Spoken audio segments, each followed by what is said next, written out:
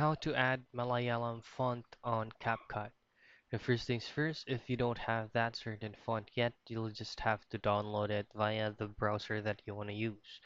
Now I'm going to be using Google Chrome for this download, and then just directly search in for Malayalam font download for Capcut. Now you're going to be seeing a lot of results right here, but all you have to do is just to directly choose on the link in which you will be redirected to the malayalam.indiatyping.com. Now there is also a bunch of download links that you can choose, and all you have to do is just choose any of a specific font from India right here. So if you would try to choose on the first one right here, it will automatically be downloaded on your current browser.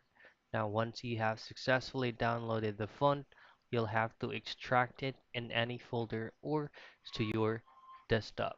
So this is the download file folder right here, and once you have successfully extracted this zip file right here, then just simply pull up your CapCut software or app.